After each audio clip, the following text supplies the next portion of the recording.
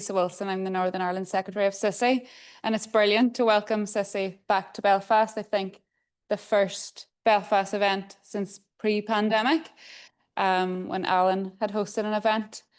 So this evening, obviously, we're having the presidential address from Paul. I just want to thank Chris Colvin and the Centre for Economics, Policy and History for hosting the event this evening, and to IBEC for sponsoring the event. So I'm just going to hand across to Chris just to welcome SSISI and to welcome Paul. Thank you.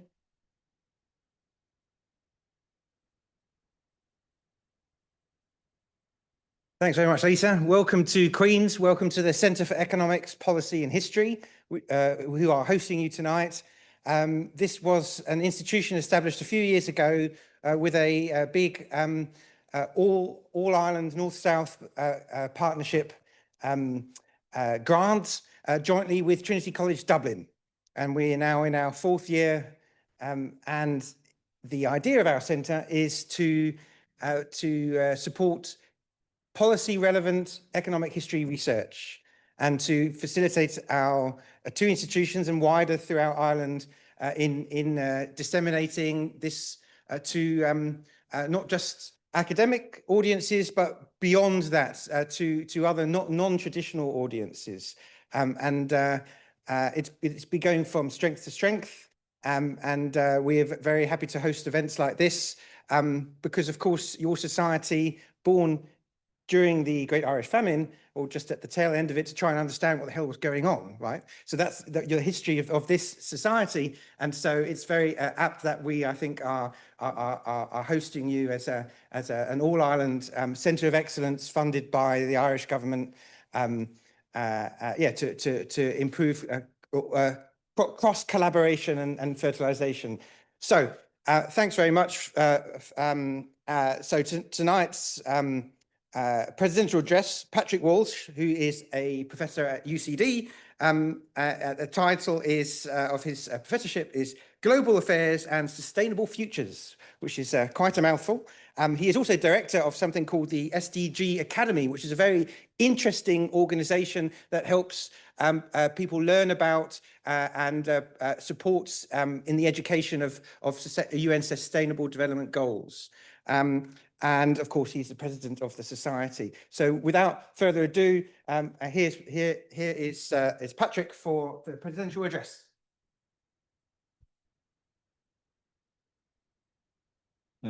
So thank you, Chris, and I'll make sure I do it again at the end, but I need to thank our Honorary Secretary for Northern Ireland, Lisa Wilson, because she's actually done a lot of good work for today. So thanks so much. And I'm delighted to be in this All-Ireland Centre for Economic Politics and History. And it is very fitting, and I'm going to tell you why in a second. The talk today is I'm going to talk about advancing public policy in Ireland, a vision for collaboration, integrity and innovation. And I'll tell you why I chose that topic in a minute. But the first thing, what I want to do is, professing my remarks today, I just want to acknowledge some of the mutual links between Queen's University in Belfast and SSISI, or the society here. And there's been quite a few distinguished presidents, and I just want to talk to you about them.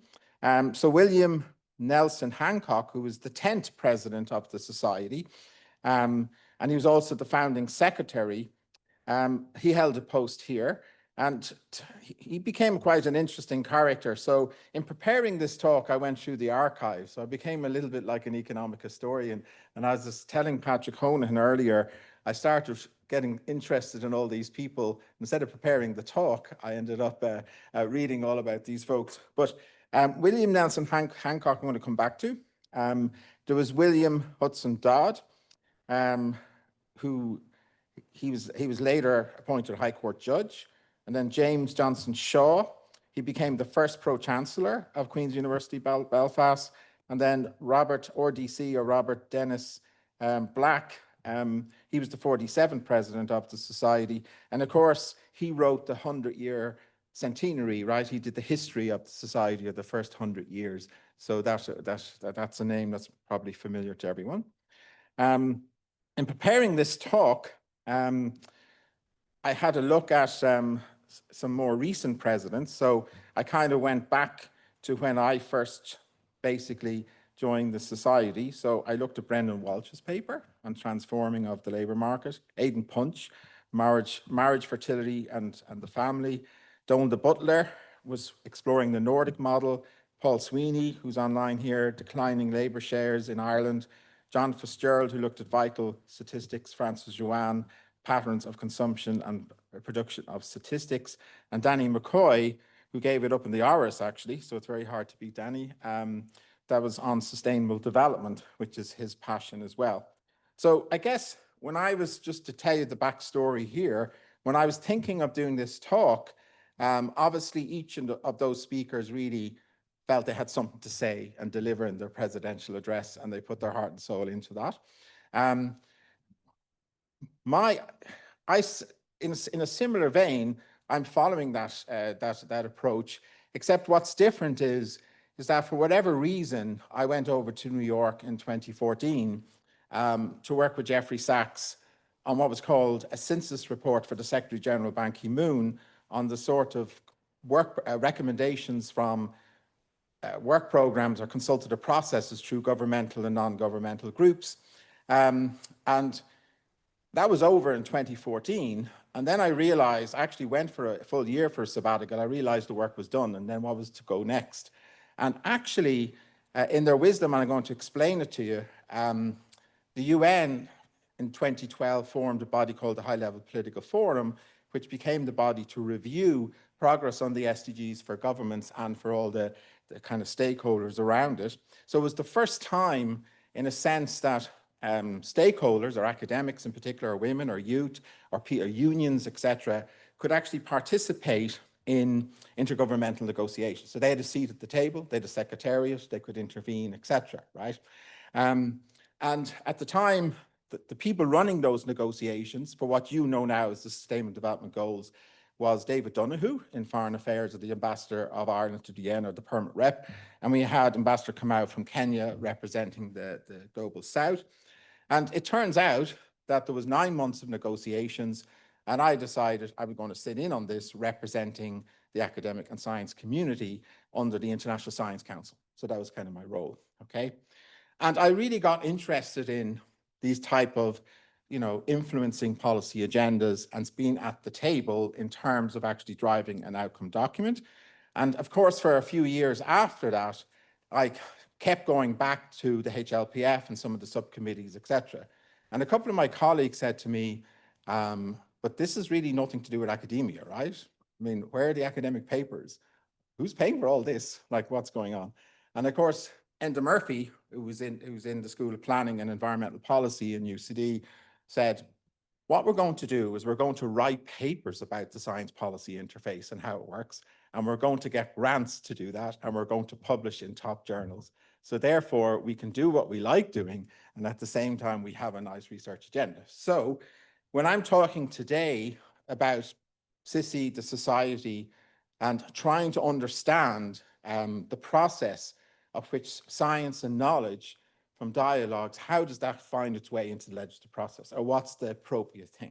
And are we doing it right in our institutions, and how could we fix this? What are the lessons from what I'm seeing in these sort of stakeholder approaches, right? So it is a real area, and it is something I'm passionate about and I live every day, and I'm just going to give you some perspectives on that, but I'll do it through the lens of SSISI, of this society, okay? There's some beautiful, and I've been reading them, history. So Millen in 1990 did the first history of the society. Then Black did the 100th year. So the Black 1988, and I'll send around this paper and these references, was probably more deeper in a sense. And Mary Daly did one in 1997, but also did a follow-up in 1998 again. So it seems like both felt that something to add or something was missing, and they wrote a kind of an addendum, which are really interesting. Mary and Hedman O'Brien wrote one in 2007 when we were launching the digital archive, because we, in Trinity, we actually scanned all the historical And in fact, I remember from the CSO, we took they had a full copy of all the SSISI papers and proceedings back to 1847. And unfortunately, to scan in that time, in 2007, we had to guillotine the journals. And these were beautiful leather covers on them, right? And I do remember, we had, of course, we have 3 or 4 of that in the Trinity College Library, a full set in the SRI. So this was the one we sacrificed so we could do a digital recognition and make sure we had the archive digitalized and everyone could actually could actually access it online. But I do remember a phone call from the librarian, the CSO, asking me about her her volumes, and I had to give her the bad news that I guillotined them. But I think it was one of the best things that we did, in that it really opened up the society as an archive and a resource. And it is definitely one, like in the Tara archive in Trinity, it is the one that gets all the downloads and hits during any particular time period of year. Like, it's read everywhere, right? And a lot of economic historians obviously are reading it, etc. I'm going to come back to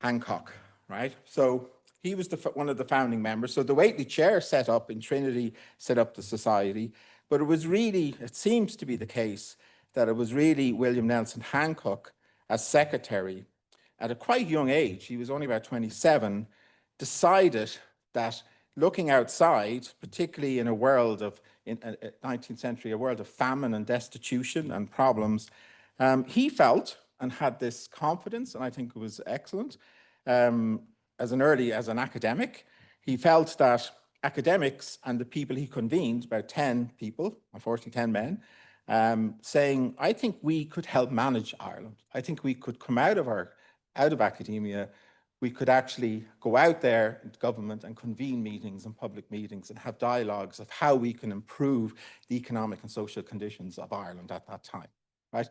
And to be honest, this is exactly my job at the moment, in the sense that when Jeffrey Sachs was with Ban Ki-moon and was setting up the Sustainable Development Solutions Network, what they felt is that the legal and academic oversight had to be there of all the recommendations that were coming in, because there were treaties already.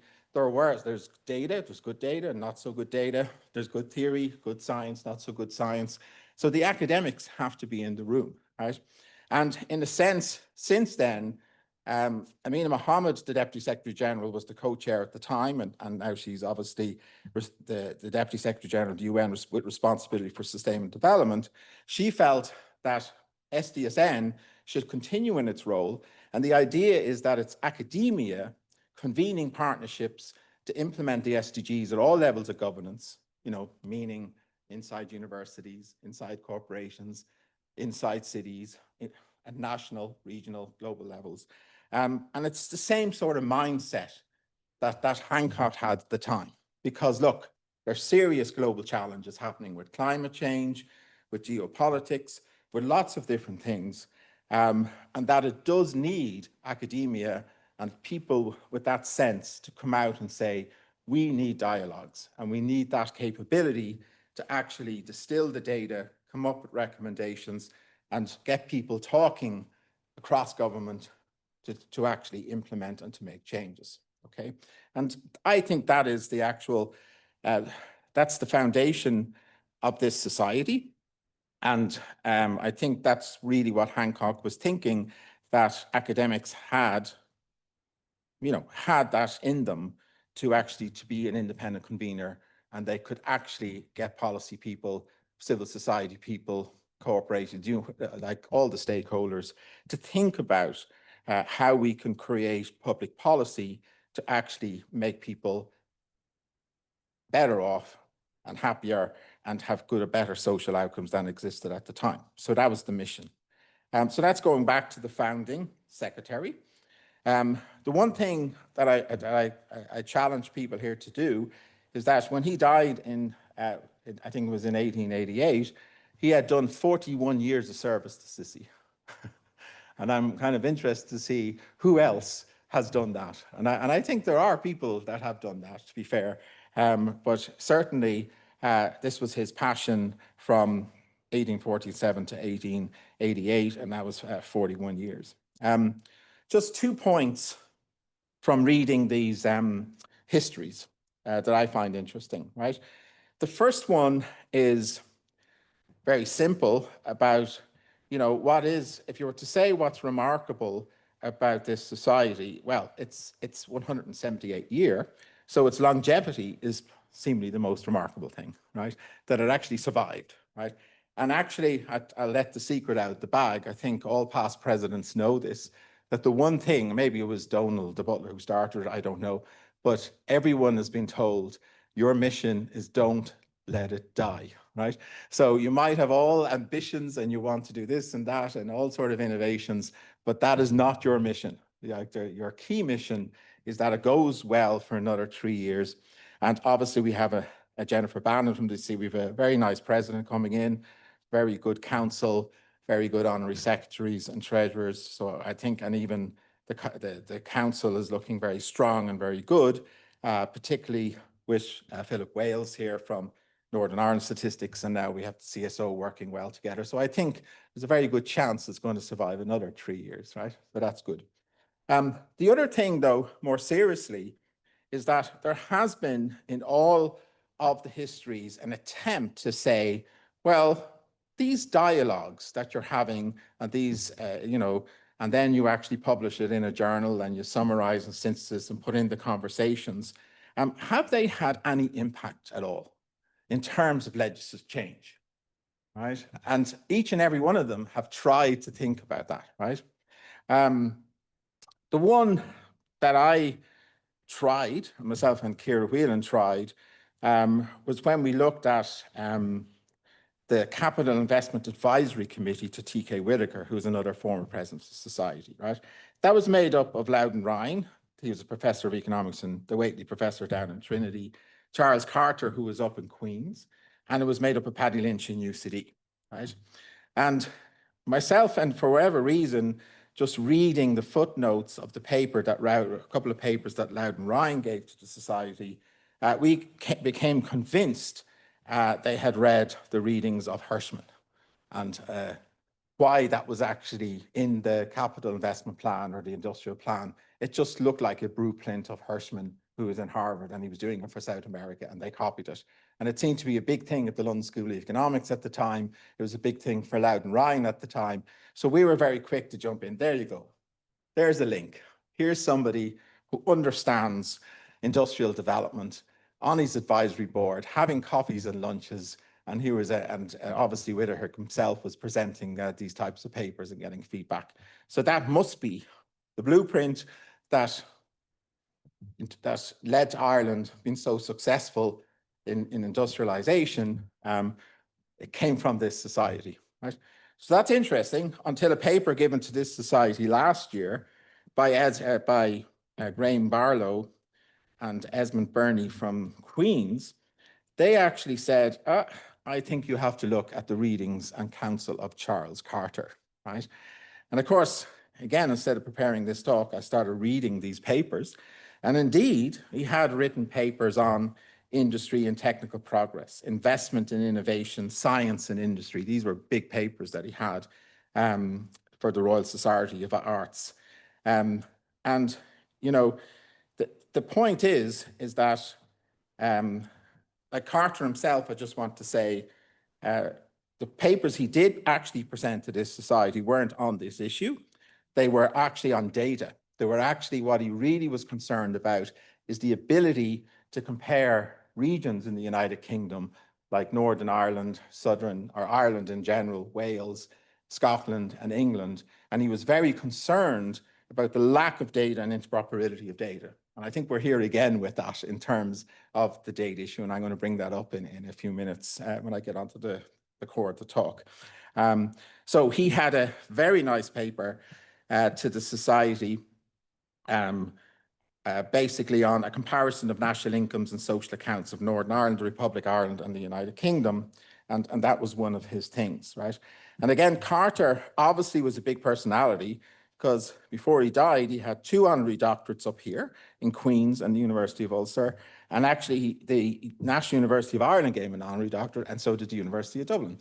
So he was a very well-respected person, north and south, and clearly had a lot of influence.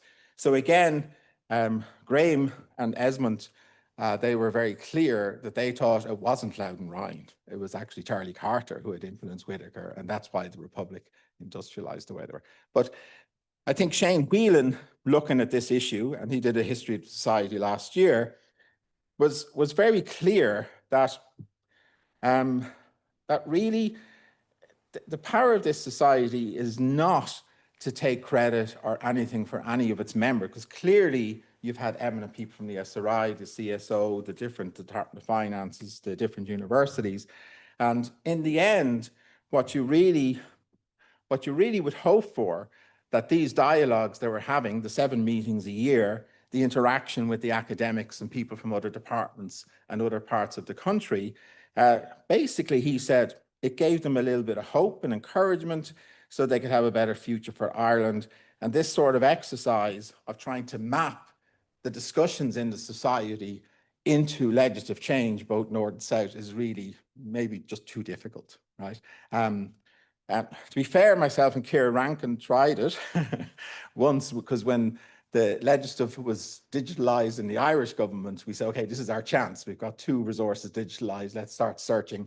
And it's possibly, maybe AI might do a better job, but it's practically impossible, basically. But that's not the purpose of this society. The purpose, and to be honest, it goes back to the academic way, because I do remember some grants from, say, Irish Aid, for example, where we were saying we're going to build capacity in people, particularly staff and of government and of universities, and build them up to a PhD level.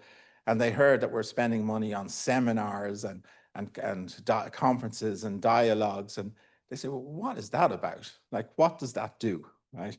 But obviously, this is a core thing that we do in academia, that we come into a room, we're open, we want to try ideas, we compete ideas, we encourage each other. And it's a really important mechanism. The classroom, the workshop, the conference, the network, that's our tool to actually get people talking and dialogue, etc. Okay. So all I can say is, hopefully Hancock and all those, the first 10, they're long dead, of course, but hopefully most of SSISI's members still have that resolve that they want to meet and chat, and hopefully it does improve in some way or form and has an impact on economic and social conditions in Ireland, and in particular encourages people to use official data sources and to be evidence-based in your policy making, and to test your ideas, you know, across different people from different stakeholders and backgrounds. And that's really the core of what these public meetings and public publications were about. So I just want to talk about 3 things, and I won't be too long. One I label with public policy is collaboration, which I've kind of obviously given it away a bit. The other thing I want to talk about is integrity. And this is the whole issue relating to open data, open science, and open educational resources, and the whole thing related to the digital transformation and the battleground for the governance of digital resources, particularly infrastructures and assets, etc. I want to really make the case that the civil service has to keep ownership and have the capacity to own and run these assets. You cannot give this to the private sector, right? And I'll try and give you examples why that's important, okay? I also want to explain under the term of innovation. It's a strange word to use for public, civil service or public servants, but I think we do have to innovate, right? Because what we're doing at the moment, we are facing a lot of different kind of challenges, obviously, but the digital one is very clearly one. That's a clear challenge in terms of a transformation of the civil service and how it does its business. But more importantly, there has been a bit of a disconnect of civil society and academia to policy or the legislative, right? What you can see is more subcontracting, more agencies, more consultants, more political advisors, and you can even see points at which the civil service and their reports and recommendations are not taken as seriously as they should be taken, right? And that means is that I'm not saying Elon Musk is going to come over with his chainsaw, but this is something very serious that the civil service has to get back its agency and realize we have the values to deliver public goods, and particularly, social, environment on the environmental side. We like long-term planning. We like the data. We like the modeling. We know how it's done. And you should really let us influence you on that. We can't be allowing political cycles or lobby groups or anything like that take over public policy, because it steers it completely in the wrong direction. You end up just tidying up or fighting kind of ill winds rather than actually being in the driving seat. And I'm going to make a few recommendations, potentially how that could work, how it's working in the UN, or how it would work in our institutions, whether north, south, or cross-border. So just to give you a little hint, in the UN at the moment, you have the Secretariat, and then which is like the bureaucratic side of government. You have its members, which are the governments, and they're like the legislative government, but obviously they don't legislate. Maybe in the Paris Agreement they did, but generally speaking, it has to go to the national level. But when a country like America comes in and puts a zero beside its budget allocation for next year, which it has, and is pausing all funding and all agencies, which is one of the bigger donors of the UN, right? What, in a sense, has the Secretariat, what it's doing? And what it's actually doing, it's been very careful to say, okay, historically, we were horizontal, we wanted consensus, we wanted all countries, 193, to agree on something. We wanted all the members to agree. But in today's world, to move forward, they are now reaching out to stakeholders. So they're going vertical. So if they take an issue like financing for sustainable development, which they have, and there's a conference on that in Seville, which kind of is the 4th conference on financing for sustainable development, which was done last time in July in 2015. And the whole idea here is to get finance to the least developed countries and to get finance even in the developed countries into investment in pathways, to say net zero pathways for the Paris Agreement or the biodiversity agreements or the SDGs. So it's a very simple agenda, but they feel they will not get a consensus document. In fact, US and the allies are not signing, that is for sure. So they've set up an action platform where they want stakeholders, academics, the private sector, coalition of the willing from different regions like ASEAN regions or the Caribbean state regions. And they're basically going to go, our outcome document is now the action plans of those stakeholders. That's what's going to happen, right? So in other words, they're playing so they're reaching basically to the academic community, they're reaching to corporate civil society who have resources and have capacities, and to help them drive through the changes, even though they're only partial in some ways, but at least they'll be done partially across the world, right? And that's a similar thing I'm basically going to say to the civil service here, is that in trying to get those 5 to 10 to 20-year plans through, to get more agency and to discipline more what's happening in the legislative, you have allies, and academia is your ally. And some people obviously in corporates and some people in civil society, and you have to know how to use them and have to create the institutions to use them. Now, I must say, academia itself, while I'm old enough to remember when we talked about academic life in the old days, the focus of the universities was on the professional pillars.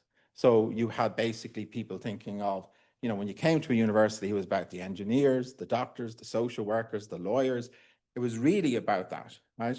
It's quite recent, really, that science and funding for science coming down centrally, and this sort of drive to publish in commercial academic journals and gain citations so you can go up rankings, that is quite a recent phenomenon, right? And of course, it's hurting badly in the UK and US at the moment in terms of when you stop the flow of our foreign students. But the point is, though, is that when the universities look for help and they're saying they go to government, maybe go to community, go to corporate, they're not with them anymore. In the past, they were with them. They were basically collaborating. They knew each other. Now they don't know each other. And so this is a two-sided thing in that academia and even corporates and people in the suit, they have to outreach to each other. They have to start talking to each other, and they have to start dreaming together. And of course, this is what we've done in society for 178 years, but that has to be become a lot more incentivized and mainstream because at the end of the day, it's the public value and public service that's actually going to drive good public policy, particularly if you have 10 to 15, 20-year plans that want to care for people and care for the planet and the environment, in not just in your own country, but also in your neighbors and in any other country in the world. So it's a big drive. And I think it can come from the traditional values and the way people think in a civil service environment or in public service from academia. So just under collaboration, very quick. So I told you the story a little bit about coming from the Commission of the Environment. This was back in, going back years in 1992. There's been discussions in COPs meetings about the world is warming. We're on a pathway to well above 1.5 Celsius of the industrial average in the 19th century. That this has been known and said and modeled for years, right? And they'd have great discussions, great outcome documents, but then they said, okay, but when countries go back to their capitals, nothing happens. So what's the strategy? The strategy is they set up a thing called Agenda 21, which actually gave stakeholders like scientists and young people and women groups and so on, a position at the table so that they would have an influence on the outcome documents in each of the COPs, etc. And the hope is that they would hold these countries to account. They would go home and the academics say, listen, we were in these UN meetings, you signed up to these documents, right? This is the target, so why aren't you achieving these targets? And of course, the UN is not allowed to get involved within country like that, but the hope is that the stakeholders of the major groups would do that. That idea from the Earth Summit and then Rio +20 was basically ignited again, and I actually told you the story about the major groups. There's 12 major groups, including academia, business, farmers, unions, women, youth groups, local government, and other stakeholders. And the whole idea here is that by the secretariat, the bureaucratic side of the UN, partnering with the non-governmental stakeholders, they would just hope they would get, one, better ideas on implementation, follow-up and review processes. Two, they might get allies that would help them implement this and put pressure on the capitals and make it a more politically acceptable pathway, right? And this was the basic idea. I must admit, when we were talking about science policy interface at one of the first HLPFs in 2012, SSISI did come to mind. I kind of went, this sounds very like what Hancock's idea was, right? That, you know, the idea that you would have people in government looking for whole of government approaches, as we call them, in other words, coordinating across departments, but also coordinating with stakeholders, what we call whole of society approaches. And they were looking for instruments or ways that this could happen. And of course, the simplicity of 7 public meetings, right? The simplicity of the council, the simplicity of choosing those topics and discussing them, making it a public forum, and having dialogue and notes and comments from people in government as well as academia, right? It's actually very enriching and very powerful, right? And of course, that's the sort of thing you're pushing to create these forums, these committees, the dialogue, the knowledge products, and then hopefully they actually translate themselves into transformative change, okay? So do I think we need that sort of approach in Ireland like we did in 1847? Because obviously that was a time of crisis and famine, where there was specialization on the potato crop, etc. But Ireland today, and even all Ireland today, like whether we like it or not, we are a little bit specialized in our economic structures, a little bit specialized in the sort of skill structures we have. We're all very open. So when things happen, when global supply chains, or when Brexit happens, or when the Trump tariff happens, etc., this is very disruptive to us, right? And at the same time, we're asked to have these more long-term transformative changes where we actually are making these pathways to net zero, which we know is a very, very difficult thing to do because it needs not just the law and the policies, but the data that it needs, the coordination across government, the willpower that it needs, the whole of society approaches, again, to actually transform what's in Ireland at the moment to something that is sustainable is as big a challenge, I think, as those people that we're facing coming out of the famine, right? So we're certainly not off the hook in the sense that that has to happen. In terms of the All-Ireland participation, only good can come from having interoperable data and having civil servants and people in the statistics office and academics talking. Only good can come from that, right? And I know, like, yes, there's border issues potentially with trade or the tariffs, or even with farming and climate change and the management of these pathways. But no matter what scenario comes in the future, it's going to be a better situation if we have these dialogues and we're able to 24/7 share data, share ideas, frame our public policies and make them as interoperable as possible. And I will argue in the digital age, this is becoming easier. This is coming easier to go down to even the less senior people. Like, you can actually go down much easier, the WhatsApps, the conferencing, the data, the way you can share data.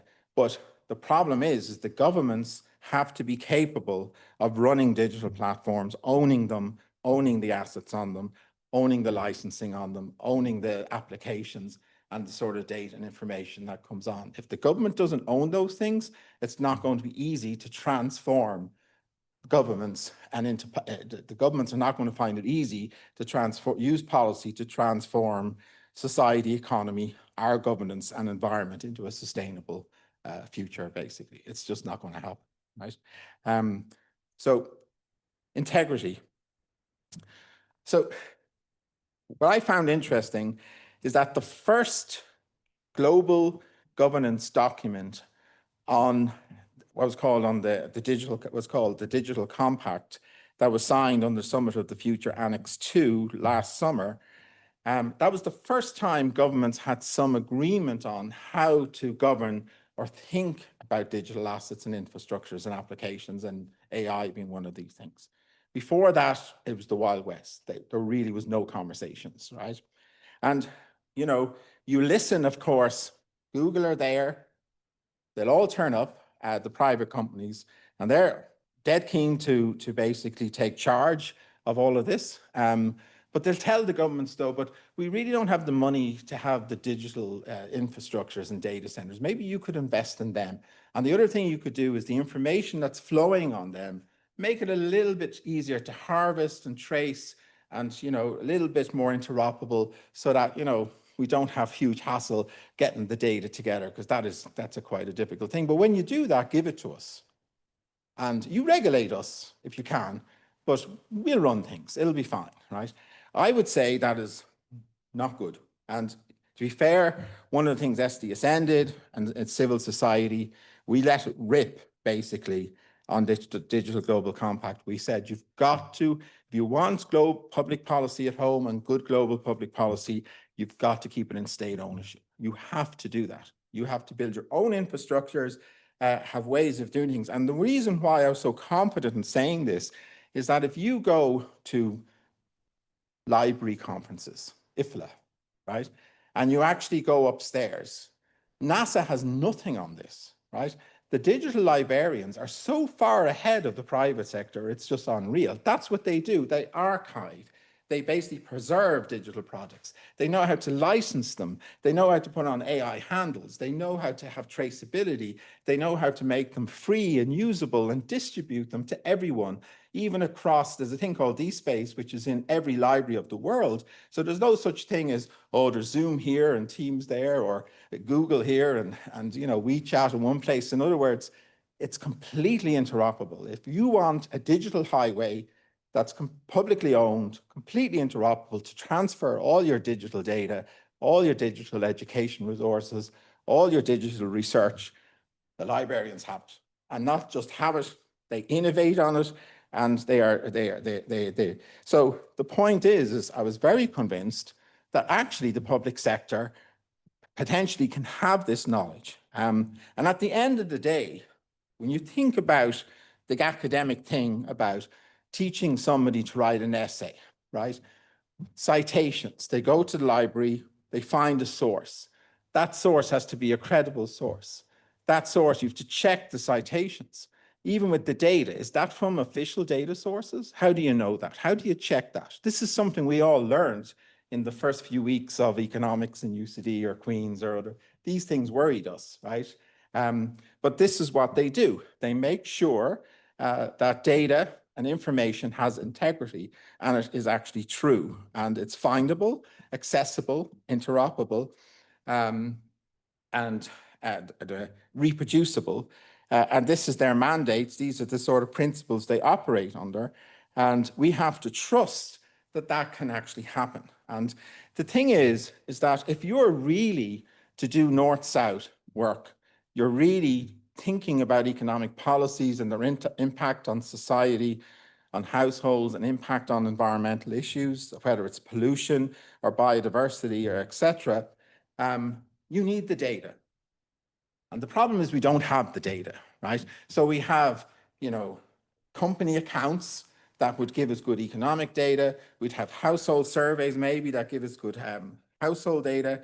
We might have some good satellite photographs that somehow would give us a handle on forestry and biodiversity and sort of things. But, you know, in reality, we really are not fit for purpose. Maybe Norway is, maybe they're the only country that you're fit for purpose in your ability to actually model the interaction of society, economy, and environment, and to come up with planning that internalizes these spillovers. And even there's always a policy, always a technology, and always a behavioral change that makes positive synergies between these things, always. But you need data, and you need to collect the data, and you need to share it, and it has to be accessible and free to everyone, whether it's households or companies who are doing ESG planning, etc. So putting a paywall on data and not doing it in the way that's useful for global public policy is really dangerous, right? So again, I think the society's backbone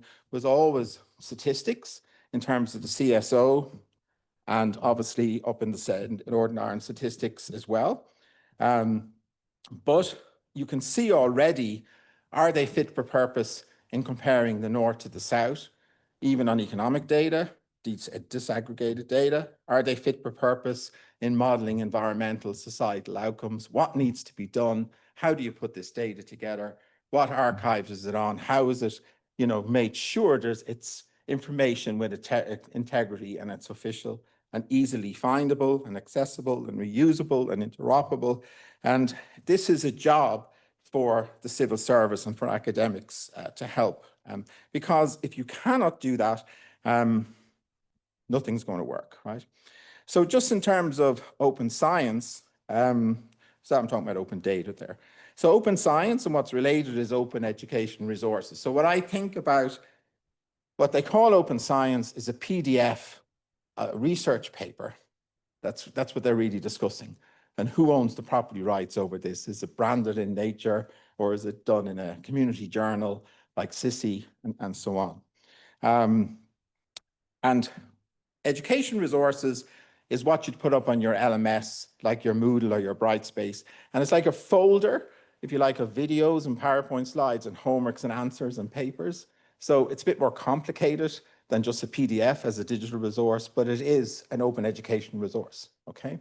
And the question is that particularly after COVID, with all these open education resources, there are a lot of academics with this up on their LMSs. A lot of data is out there, and there's a lot of, obviously, publications, and we can talk about patents as well. Why is this not accessible to the Global South? Like, why do they have to pay to actually get on these platforms? Like, you pay $11,000 to publish in Nature. Even if you had the cure to cancer, you have to pay $11,000, right? That sort of knowledge equity is wrong. And the whole thing about open science to say the freedom, just like in SSISI, we have public talks, we do a nice synthesis of them, we publish the papers, we put them up, they're free to produce, they're free to download and use, they're free to disseminate, they're under Creative Commons licenses and so on, right? Every piece of knowledge that's created with taxpayers' money should have those properties. They should not be handed over to commercial entities because they're making billions of dollars. But what's the worst part about it is that one is you've got censoring on left side censoring in knowledge creation in terms of who can contribute this knowledge, but also then in the access and use and repurposing of it. Again, you have to pay money, it's paywalled, and that's very problematic, right? So in a world that wants to, and governments that want to coordinate on global supply chains and are starting to think about their impact on ports or kind of infrastructures, who are interested in maybe negative impacts on society like child labor or negative impacts on environment, etc., to actually be able to model that and to actually coordinate and come up with a coordination plan, you need the data. And people should be collecting the data, but they should be making it publicly available, and it should be archived in first best practice, as would librarians would actually suggest to do. Okay. And then finally, in the sort of digital transformations, you do work with the UN Library, for example, at the moment, and they have a very nice AI or a digital, they call it the UN Digital Library. And it's very, very clever because what they do is they've digitalized everything since not all the way back, but let's say since 1980 or something. It should go all the way back, but it's not. And like in UN meetings, you do have people intervening, you have different stakeholders intervening, there's an evolution of a document, there's a paper done by UNESCO or UNICEF, etc. But the problem is, if you don't have them in a repository that tags them to the particular issue and then cross tags them to the different agencies, right? It could take a PhD, like prove that academia had an impact on the 2030 agenda for sustainable development. Like you'd have to go into the library, take everything out, read everything. It'd be just, even finding the documents and putting them in the different sequences could take you 30, 40 years, right? But with AI, and if you archive properly, have the right taxonomies and identifiers, 2 seconds, right? It lifts everything out up in 2 seconds. So now, after listening to a lot of countries and their political advisors telling them, obviously using something, searching something on Google or something that came out of ChatGPT, which is a load of nonsense, there's a feeling, well, actually going forward, we'll set the agenda, but then we're going to give you some educational resources, the key scientific papers, the key data sets that you should be using, and it's all digitally in your folders and nicely done, right? Just to say to people that there is science there, there are laws and legal agreements that are already there, and we cannot be reinventing things or saying things, and we certainly cannot be making arguments that are based on non-truths. Like this is just ridiculous, right? So therefore, the whole thing about open science, open data, open education resources actually really matters, not just in the bureaucratic side of government, but it has to get up on top of the legislators as well. They have to understand that all these lobby groups and consultants and political advisors coming in and telling them things that is not actually, potentially that is not really what the consensus would be in science, or the consensus would be across departments in government, or the consensus would be across different stakeholders, right? So that's just the importance of integrity. Integrity in terms of using official data, producing public policy recommendations that clearly stay within good practice norms, etc. And I think the society's always been very good at producing types of papers like that. So finally, innovation. So I'm just going to give you an example about, I know there's a lady, Marina Mazzucato, in University College London that talks about entrepreneurial governments, and she talks about missions, right? She's kind of going, using the moonshot idea that if we all have this common objective, we can build around the mission, bring in stakeholders, but it has to be led by government. And she's very critical of the governments across the world kind of being a little bit passive, that they're not taking leadership roles, they're not innovating, basically. They're not entrepreneurial. And she's looking for, now she's from a business school and she's using those languages, right?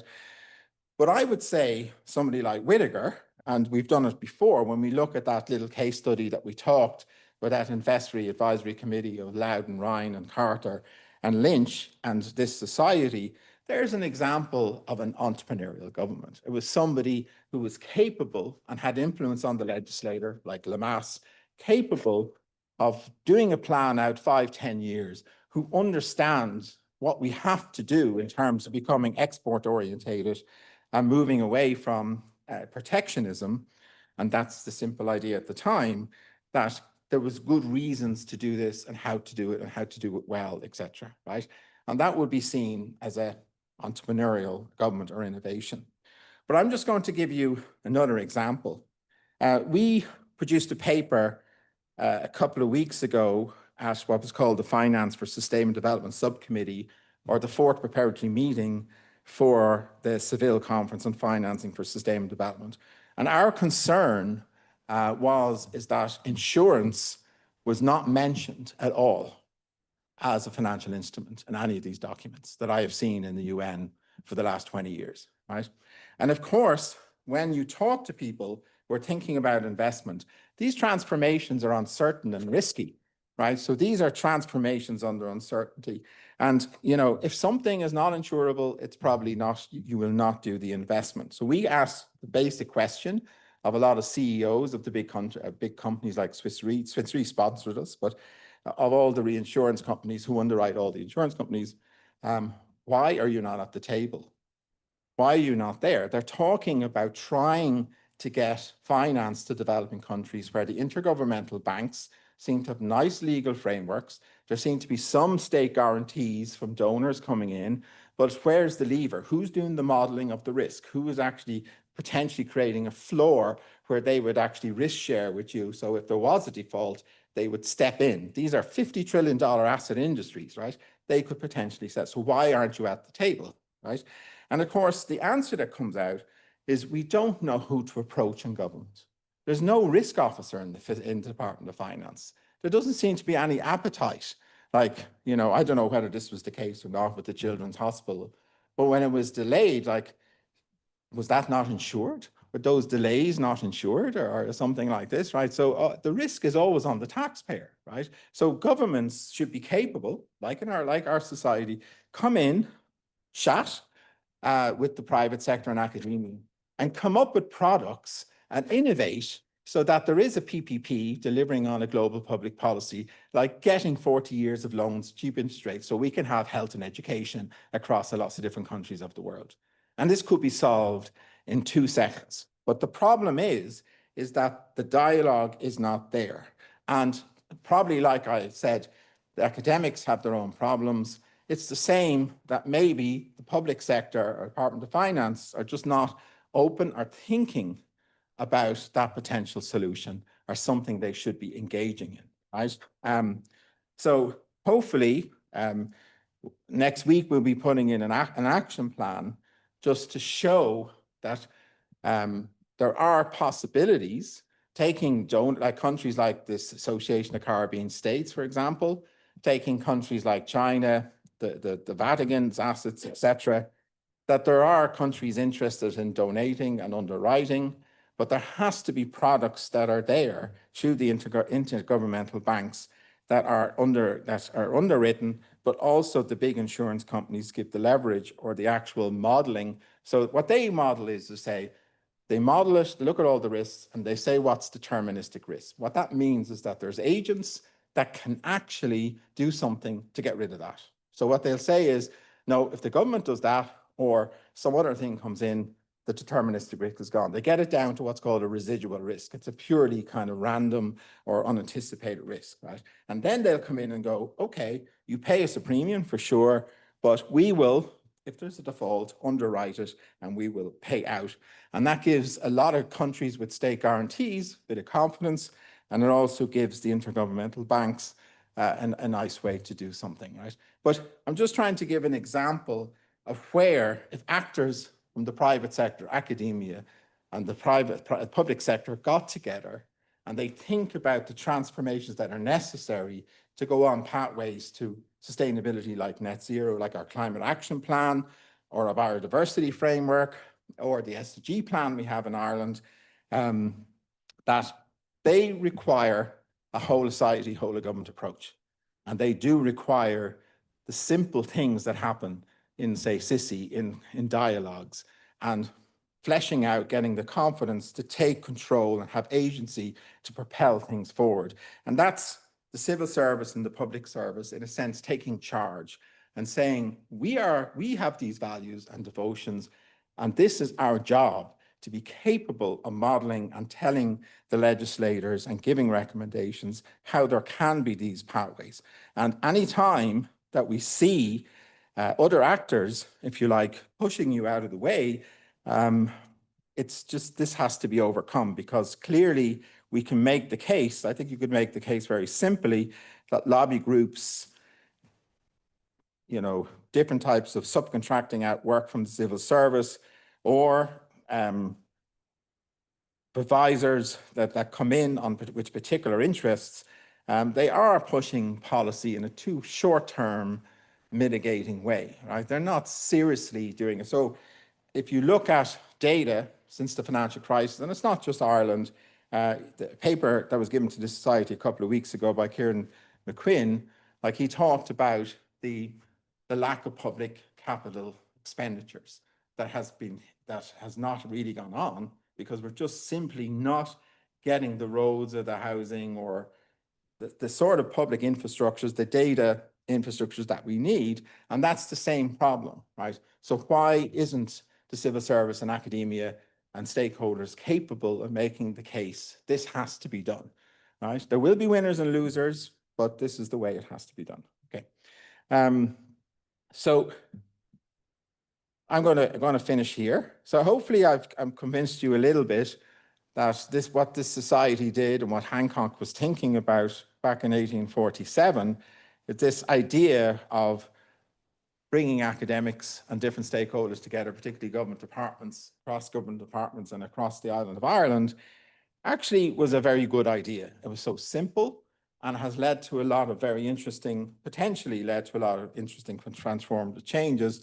But in today's world, I actually think empowering the civil service and empowering conversations between the civil service and academia and social partners like IBEC and others is actually more needed than ever, because actually we've got very serious, more medium to long-term transformations to undertake. And, you know, what we do in the society is just a little example of what success could look like and what you have to institutionalize and empower. And to be fair, the UN is doing it a bit, the policy committees of the EU are doing it a bit, so this is happening, okay?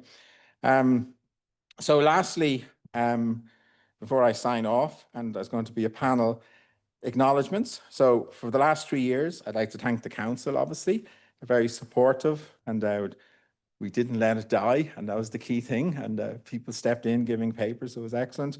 The officers have been excellent, obviously John Evans, the Honorary Secretary, and Lisa up the north as well have been excellent, and then Ciara Whelan on the Journal has been excellent, and the Treasurer Gazelle has been excellent. So we've had really good people. And then on the communications, James, and then Kieran Rankin and Niamh, who are here running our digital archive, or the Journal, running it open science and in what we call a diamond engagement, the best practices in sort of a digital ownership and running of a public good has been excellent. And of course, thank all members for turning up. And again, special thanks again today for hosting this event in Queen's University and the sponsorship by IBEC, which is always appreciated. Okay, so I'll leave it to the panel.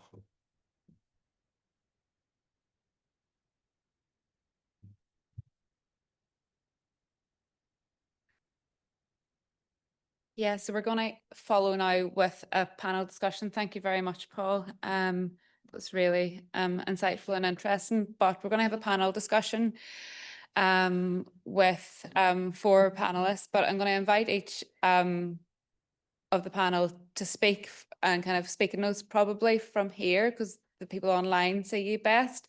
But I think this will work. And they'll still see you from there. Yeah. Yeah, If you prefer to sit along there and just, So give comment. Right, if you press mute there. Yeah. Can you hear me at home through this? Yeah? Okay. So we have Professor Katie Hayward, we have from Queen's University Belfast, we have Celine McStravick from NICFA, we have Dermot Ryan from ACESA, I don't know how to pronounce it, what's it? Oh. Who? Oh, yeah, so Alice Public Relations, sorry. And then we have Stephen Farry from Ulster University Strategic Policy Unit. So we are, I don't mind, the order of which, Katie, maybe if you wanted to go first. Yeah, if you want to come across, and then we'll maybe followed by Dermot, then Celine, and then Stephen. He's okay with that order?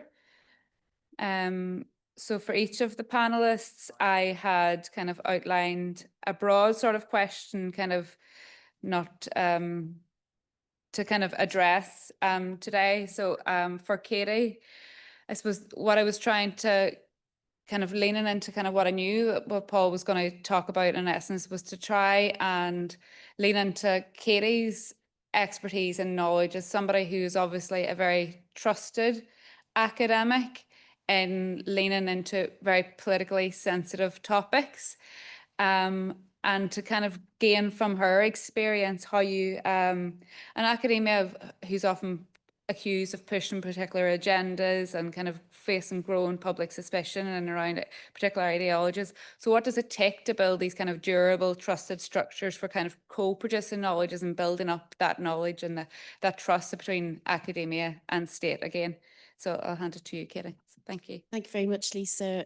Evening, everybody. It's a great privilege to be asked to speak on this panel and particularly to follow Professor Walsh, whom I've admired for many years now. So thank you for what you were saying and such a stimulating address. It would be remiss of me not to begin by saying that every year I acknowledge SSISI. It's a really important part of my 3rd year module in contemporary issues in contemporary Irish society, which I've been teaching for a long time now. And I have to thank you for the fact that your digital archive is significantly better and more accessible. It's a fantastic resource than it was when I first started teaching this module.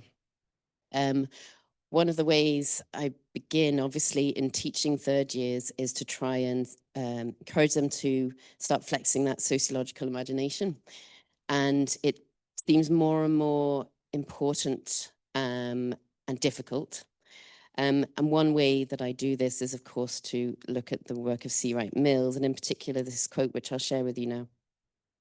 So from 1959, he said, "It is now the social scientists' foremost political and intellectual task, for here the two coincide, to make clear the elements of contemporary uneasiness and indifference." And this, as I say, particularly resonates, that sense of indifference that students very much feel, obviously all of us do, but particularly the younger generation, to be able to think about the problems that exist in their own personal responses to that in sociological terms is empowering in and of itself. And then, of course, I go on to talk about the development of sociology and social science in Ireland. Catholic sociology, social ethics, very important, was very impactful in its own way. So we mustn't forget there are negative aspects of impact too, perhaps.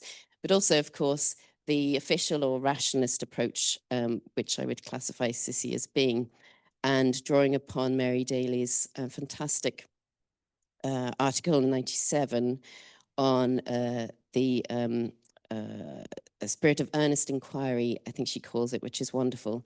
And she talks about the way which SSISI has endured, and about the fact that papers presented at this to the society have been concerned with practical problems and by a common concern for the condition of Ireland. And that, I think, is very evident in what you're saying, Professor Walsh, but also in relation to that question that we are trying to ask ourselves about knowledge transfer, or that Lisa has posed to me anyway, on knowledge transfer. So I just want to pick up a couple of things as succinctly as possible in response to your talk. So the first is on the question of allies. You used the term allies, which is really interesting. You were talking about it primarily in relation to civil servants, but also in civil society too, and I think you're right. The question is, what makes us allies? And if it's not too grandiose a thing to say, I think it's partly that common concern for the condition of Ireland.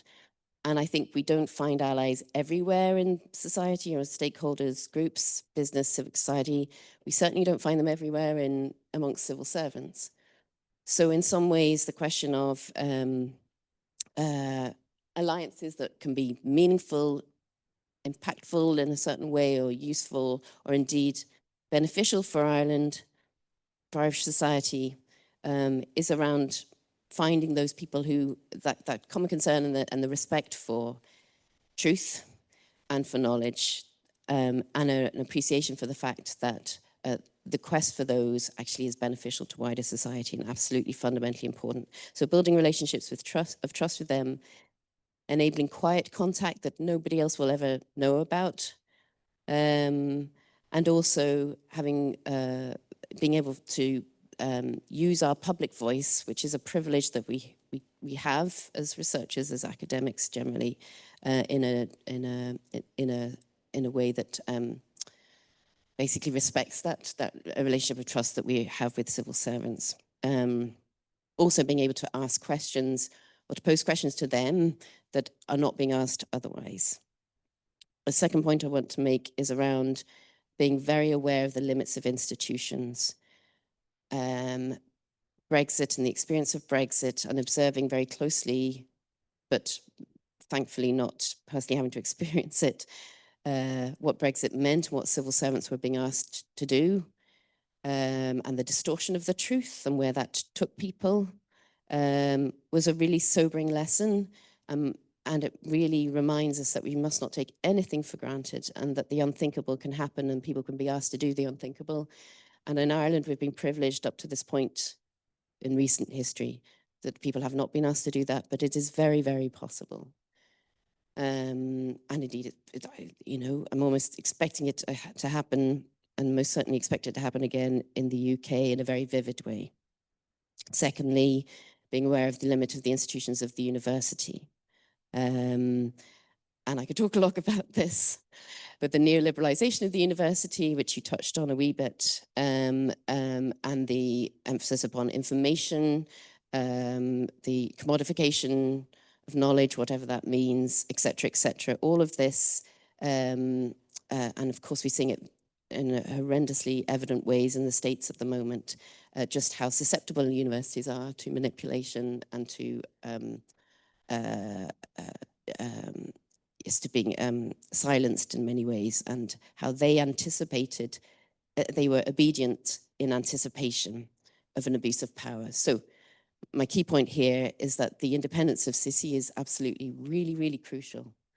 And in some ways, the fact that you are aware of your vulnerability is a power, because it means that you have will to be together. Whereas in universities and civil service, we can be all too complacent. My third point is just a smattering of responses to what you're saying. But okay, so you're talking about empowering conversations, which is such a brilliant way of putting it. I was thinking also about how to preserve, you know, how do you build on that pulse, that quest for the pole star of truth? And just a few things. So one is to cherish your independence. As I say, independence as a society. And for example, I'm conscious that academic independence is great, fantastic. outside of the university. It doesn't do much for you within the university. So the independence of the society is all important, and an independence, obviously, being able to speak the truth to society, being able to distinguish knowledge from information, absolutely important. I don't need to spell that out. Dialogue. So you mentioned dialogue several times. So one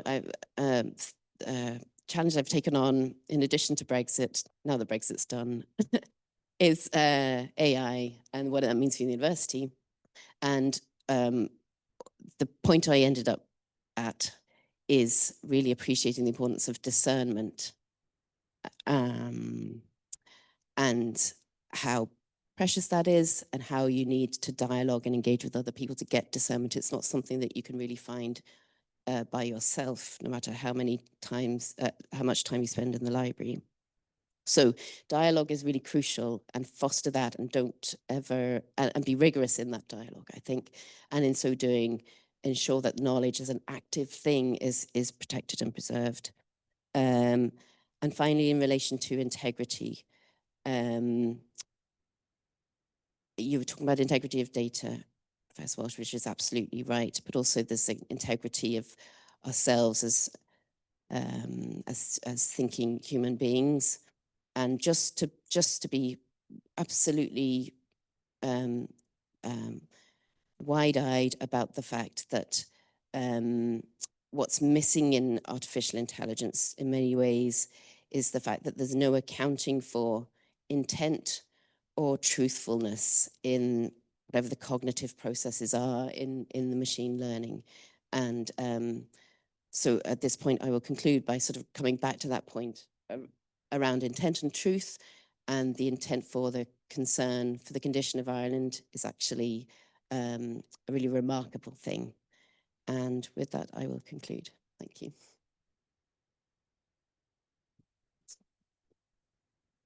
And now I'm going to hand over to Dermot. Dermot, I had asked to think about that collaboration piece. How can we think about getting the bureaucratic state to work outside of silos, work across departments, work with stakeholders, work with academia, and to kind of bridge and bring together the stakeholders?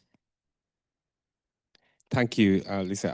Yeah, so Dermot Ryan is my name, and I suppose the reason I'm here tonight, well, Patrick will tell you really, but I think it's because I suppose I've had a 30-year career now in Ireland and in Australia, working started out actually working as in a constituency of a politician, and then went on working in public relations with a public affairs focus, and I have worked in the political system, and also advising a number of public service agencies, I suppose,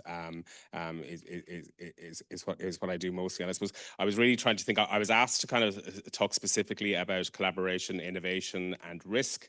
And I suppose when thinking about what I might be able to add, when I was looking up the esteemed panel and thinking I can't add much to that, I kind of thought, when I was living in Australia, and I was asked to write an opinion piece for a publication in Ireland about the political system there and what I'd learned and what maybe was different to Ireland. And so, of course, I was delighted to do it, and it got published, and lots of nice responses. And then one of my good friends, who's the kind of good friend we all need in our corner to bring us down a peg or two, said to me, that was a lovely piece, he said, but great, as always with you, he said, I was very strong on the problems, not so great on the solutions, So I suppose what I really tried to focus on for this was to kind of think about a couple of ideas that I kind of think that, and some of them kind of small, quick wins, but a couple of things that I think that we should really be doing in our public services to, I suppose, kind of make sure that they last and they're sustainable, and that we can support long-term thinking.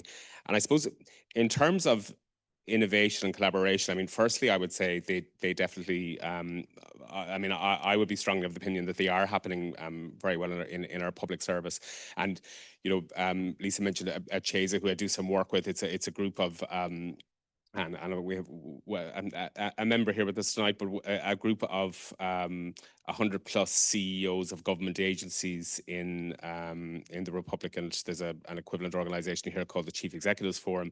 But basically, I suppose without breaking the Chatham House rule of their events, I can tell you that every time I'm with them and in their meetings and at their events, it never ceases to amaze me, the level of passion and integrity and the level of collaboration and the level of innovation that they talk about every day. And I think we're really privileged to have so many of those leaders working for the state.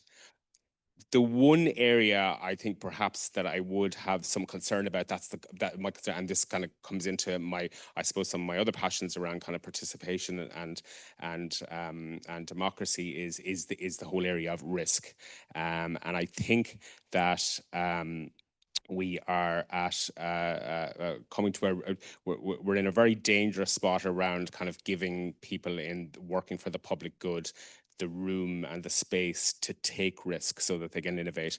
I suppose just on a couple of things that I kind of think that I might touch on it. One is I think that we need some new rules of engagement for how public servants and the political class interact with each other.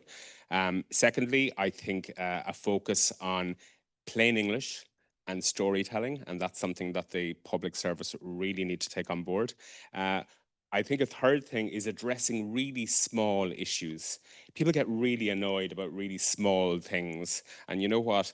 If you look after that small stuff, then they might give you some space when you're really trying to plan the big incremental change that's needed for the future. And then just the last point, and this is a big one, so I'll only really touch on it, and that's just around engaging people in our democracy and perhaps some changes that are needed in our political system. I suppose another thing about risk is, you know, an extra challenge in it is kind of the constituents that are involved when we're talking about public issues. You know, if you use the issue of overcrowding in a hospital, and you think about three constituents in particular, you think of, first of all, the person who, you know, the family member who they want the bed now or like maybe tomorrow, but pretty quickly. Then your really innovative public servant is thinking about AI and all the opportunities that are coming and how that could really change, totally transform our services and health in the years to come. And then we have a politician who needs to get elected. So he needs that bloody bed done yesterday. And so, you know, and then the fourth one that I definitely won't touch on tonight because we don't have enough time is our friends in the media and how they kind of interact with all of that. But I suppose some of the things around the new rules of engagement, first I'll talk about that. I think and I think this is very much two-way. I think first of all, we need to have a better level of kind of respect and appreciation for our politicians. I think those we elect reflect the community, for better or worse. The pressures they work under are incredible. The precariousness of their jobs. No public sector, but public servant would or should put up with them, to be honest with you. And I suppose they really need to be treated as a really important stakeholder. And sometimes I do worry about seeing that I do hear a lot from people working, you know, very, very capable people in the public and civil service talk about kind of like, oh, well, sure, they're only there for a couple of years. We don't have to bother with them. And what would they know anybody? And they don't. And you know what? It's like in journalism, they say some of the smartest and most capable journalists ever work in tabloid newspapers because they can explain really complex things in really simple language to people. So if people as really smart public servants with really, really good ideas, that's a huge part of your job. And if you can't do that and bring politicians with you, it's not really going to bode well for the relationship you're going to have with them and ultimately the outcomes we're all to have. Now, that's a two-way street as well. I mean, on these rules of engagement, I think we really, I mean, I despaired at the Oireachtas hearings in the last couple of years, particularly over RTE. I despaired in some ways around kind of that there was very few people going out there and really defending public services. I think the personalization of it was really, really, really, really terrible. I think there was one thing that particularly stood out to me, and that was kind of this reference to, you know, a senior public servant being talked about her hubby, as it kept being referred to, being brought out on client nights. Now, I don't know about anybody here, but I can tell you, you know, my other half has often had to come to work stuff over the years, and I can tell you it doesn't win me brownie points when they do. If anything, I have to cash them in because, you know, as we all know, work dinners at the best of times, but work dinners for somebody else's work interest is a big ask, you know. But it was just incredibly disrespectful. And I suppose The other thing that really, you know, as somebody who definitely is from the tribe of the centre left, it really did, it really worries me how much our political class go for that catchy headline, go for the smart arse comments that's going to get you the clip on the news that night. And of course, again, our media come into this. To talk about plain English a little bit, I mean, at the end of the day, and I mean, I'm not contradicting anything you were saying, Patrick. I mean, obviously the data and the evidence is hugely important, but also the storytelling is really, really important. You know, how is that going to impact people? When I was in Australia, the Victorian state government there's a government there since 2015. They've won 3 elections in a row, hugely popular, and they've achieved a huge amount. And one of the things they do is, and they monitor it, anything going out from government, any communications, and this is press releases, anything on websites, anything in speeches in the parliament, social media, at least 85% of the communications has to be about jobs, health, or housing. Just has to be. And that doesn't mean they don't do other stuff. They've made huge inroads in a lot of progressive legislation around things like gender equality, Indigenous rights and all of that, but they don't talk about it. They just get on with that and do it. And the thinking is, and it has worked, is the reason is because sometimes they're a very progressive government, very left on social issues. But now again, you're kind of, you know, your average person living in Victoria kind of thinks, well, you know what, they kind of go on about that stuff a bit much, but you know what, my train runs on time. So, you know, this is really, really important if we're delivering those things that impact people on a daily basis. But we do have to tell them the story of it. I was advising a public sector agency a couple of years ago, and I'm changing a lot of details here because otherwise it would be really obvious who it was. But we'll just say it was about water quality in Dublin Bay. And they were, and I mean, anybody knows, you know, from whether they're doing it themselves or if you watch Bad Sisters, that like dipping in Dublin Bay for 10 minutes a day seems to be like a new religion now. But, you know, so it was really, really topical. And when I started to work with this organization, literally 95% of the communications was about reports. It was about process, it was about consultation. And I think we kind of realized, looking at the website, I think clean water was mentioned maybe 3 times. That's all the public need to hear. The public need to hear, we are going to make your water clean or whatever it is. Don't talk about kind of the acts that set you up and all, you know, I mean, all that stuff is important and you have it and you will do it and it might be right for certain audiences, but to bring the public with you on this stuff, really you need to talk, just talk about it, I suppose, in plain English. I suppose the third thing that I talked about was getting the small stuff done. And again, just another experience from Australia. I was there long enough. I became a citizen. I'm a dual citizen of Australia and Ireland. And the day I became a citizen, Sydney Town Hall, and you go up, you do the ceremony, and then you go up one side and you get your photo taken with the Lord Mayor. And then myself and my partner came down the other side, and there was 2 people to meet us, and the hand was out straight. It was congratulations, Dermot. Congratulations, Martin. You're an Australian citizen now. Come with me over here. We're from the Australian Electoral Commission.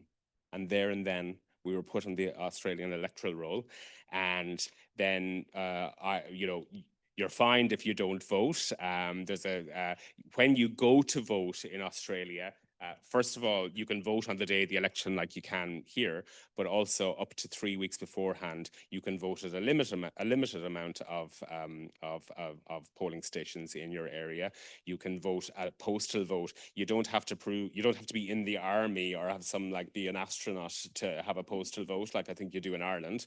Anybody can have one. It's just if it's more convenient for you. And I suppose it's just that, and I suppose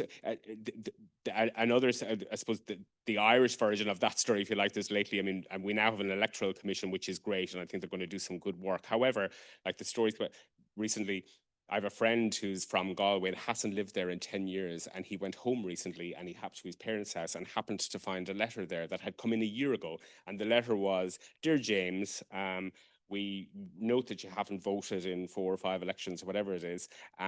If you're not living at this address, can you please let us know?" It didn't quite say, "If you're dead, will you let us know?" But it might as well have.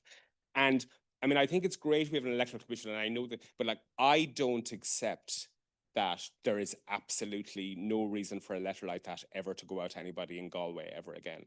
That is something that surely can be done. Like, you know, I mean, I know we all know how complex it is here, and things don't really happen at the drop of a hat, but they kind of can, some things, if the will is there and if there is the will there. And I think it's important. I suppose I'm just illustrating the story there about democracy because I suppose that's what sings to me, but there's lots of other examples around that. Get those small things right and you will bring the public with you when you're talking about kind of the bigger stuff. The last thing, and I really will, is I suppose is around participation and democracy. And I think this is huge, but I think it goes to a lot of the other stuff I've said. I mean, I just think that it's something that should be lifelong learning. I think it should start in Montessori and it should never stop. I do training for a Washington, DC based organization called the National Democratic Institute in political campaigning internationally, and for an Irish organization called Women for Election. And it never ceases to amaze me the people I'm training who are running for election and their lack of knowledge of the system of voting, of elections, of if they actually win the bloody seat, what it is they can and should do with it. And I just think that that is something that you know is something that's really going to have a massive impact on how we deliver public services in future, I suppose. Yeah, so that's just a couple of things. So hopefully that's kind of a slightly different perspective that might be helpful to the discussion.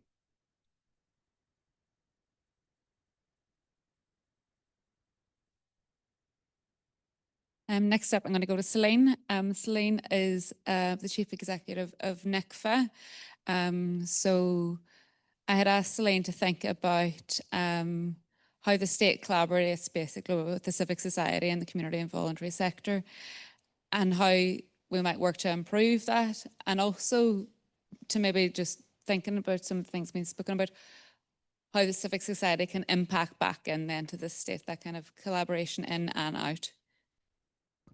Thank you very much, Lisa. I'm absolutely delighted to be here tonight. It's one of those Thursday rainy evenings when imposter syndrome is strong. And I'm sitting here wondering why you need to hear from me.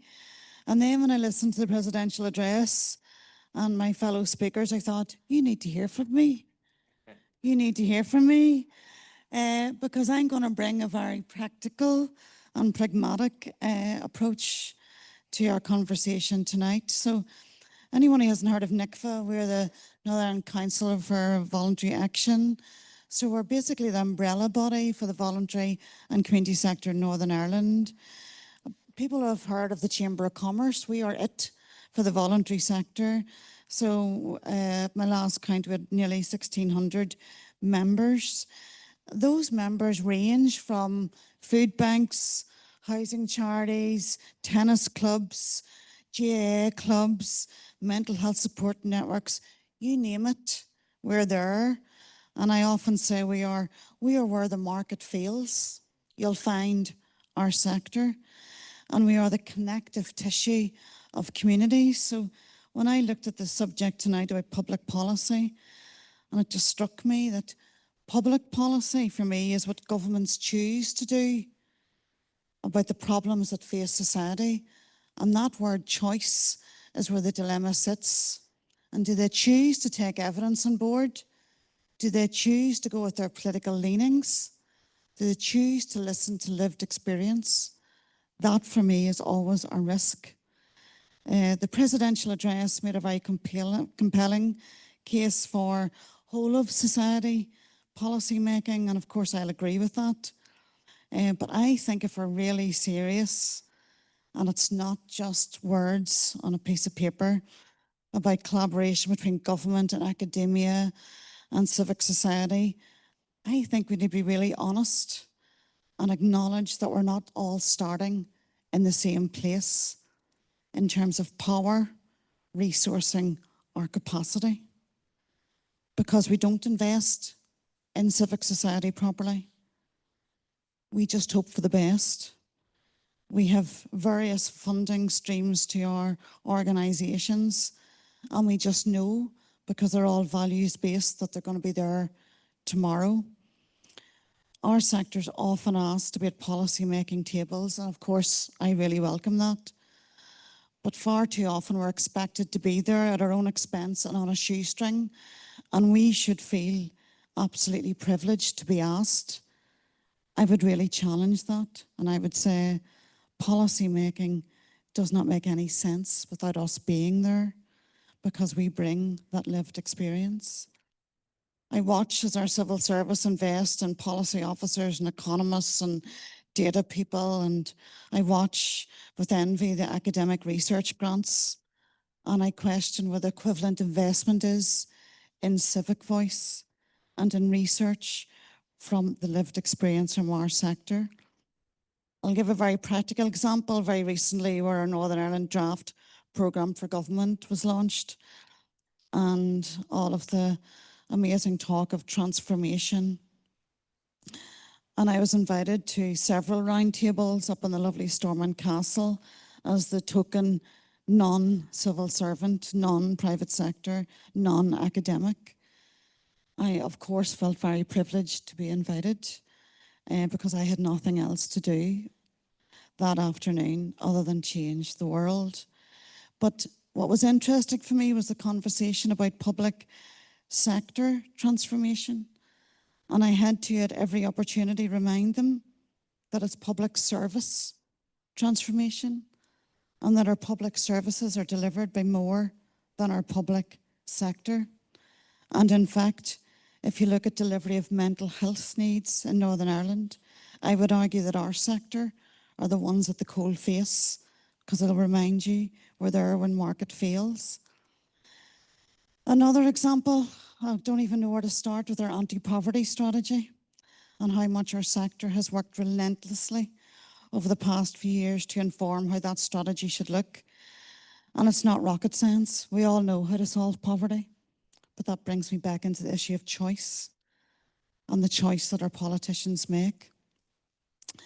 I'll move on and try not to be too negative. I want to remind you that our voluntary and community sector contributes to the economy in Northern Ireland. We employ over 54,000 people here. We rely on over 220,000 volunteers. Now, how do I know those statistics? Are they robust? Absolutely not. Were they collected in a very rigorous way that we can rely on and look at trends? Of course not. And why would that be? That's because there's absolutely no investment. Not a dot. NICFA, as the umbrella body, are expected to collect this data with our existing resources. We ourselves have to work at a deficit because we have to bring in our own income. I had a lovely conversation recently with a wonderful chief executive of NISRA, talking about how do we disaggregate existing data in Northern Ireland to truly support the voluntary sector, to help us talk about and tell the stories that we're often challenged to tell. And of course, what was good was that he was very open and he went, "You're right, there's a problem we have to solve together." And I was delighted that he agreed to work with us and in fact CSO in Dublin as well, to develop a kind of insight link project across the whole of Ireland. What struck me was that that gap in data had never occurred to anyone else in the public sector. It occurred to us because I am distraught, constantly being asked by the media to prove our worth, when I know in my heart of hearts we have nothing to prove, but the numbers have to speak for themselves. I think for me, when I think about civil society being unique, I also talk about how we have unrivaled access to data that is really not used. I think about those lived experiences of people and how all of those rich case studies bring public policy to life. Because for me, policy is about people. And you can't automate trust. It doesn't happen overnight. It has to be built through time, through presence. But do you know what? Through respect. So when I was asked to be on this panel, Lisa, I replied as quick as I could, because I thought, I can't complain. If I've been asked to be up there, I'll be up there. They may not invite me ever back, but I shall use my stage wisely. It was interesting, Dermot talked about language, and when I was preparing for this, I really thought that is one of our biggest issues. And I talk about language as a cultural code. And, you know, we can talk about how civil servants speak the language of delivery and accountability. Academics talk about rigor and theory, and civil society speaks about the language of experience and hope. I don't think any of that's right. I think that's pure soundbite, and I think that's pure laziness. I think all of us can talk about delivery, accountability, rigor, theory, experience, and hope. But I just think we prefer to work in silos. It gives us safety. It doesn't feel right to step out of that silo. I would really encourage you to do that. I think if we want meaningful collaboration, then we need a translation, we need a dictionary, we need to understand and appreciate where we all come from. And we need to understand that if you bring someone like me in a room, you might hear things you don't want to hear. But that's my job, to speak up for the sector. I think at NICFA we're often found to be involved in well-meaning and well-designed consultation to inform effective public policy. We're often there trying to hold others to account and really make sure that grassroots organisations simply aren't seen as a resource to cultivate, but as having voices that matter, because those are ultimately the people who will be affected by a good policy. I also think the reverse is true, that when we're talking about government and academia, really you can't miss out on that powerful insight, because that's what makes good policy good policy. So, how do I summarise? Interestingly, the presidential address talked about collaboration and capacity. So that rang true to me as well. I talk about not funding our sector, but investing. I want to see investment in civic capacity, not just to fill that market failure and deliver services, but to influence and shape the future of public policy. If we are to be at the table, and I can tell you now, if you look in my diary, I could spend every minute of every day at lots of influential tables. But you need to fund the chair that I'm sitting on. You need to fund the organisation that I'm leaving behind to be at that table. And that's only when we know that we are being truly respected. We also need to improve access to data and evidence. And I'll give you a small example of trying to work with NISRA and CSO in the South and trying to really escalate the need for data and evidence on our sector. That means that we can tell those stories, use those languages, and it also means that we aren't missing the gap when we're looking at public policy making. I'd also end by saying we need to prioritise relationship building. Tonight is the perfect example. Sitting on a Thursday at night in the rain and cold, and we're all making the effort. And I tell you what, the best bit was a cup of tea at the start. No disrespect to what people are saying. That's where relationships are built. And that's where we need to invest the time, because this is all about human enterprise. I'm sorry to tell you, it's not about publications. They are really important. I love an abstract myself. However, it's all about the human connection. I work closely with Katie because she made the effort to get to know me, and vice versa.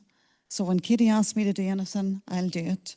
That's not because she sent me her latest paper to read. I'm sure it's wonderful, Katie. But that's it. I'm going to leave you with a quote. It won't be an academic quote. It'll be from Simon Sinek, who I think is a great leader. And he talks about the responsibility of leadership. He talks about the responsibility of leadership is not to come up with all the ideas, but to create an environment in which great ideas can happen. And for me, that environment is made richer by having the public, private and voluntary community sector in the same space.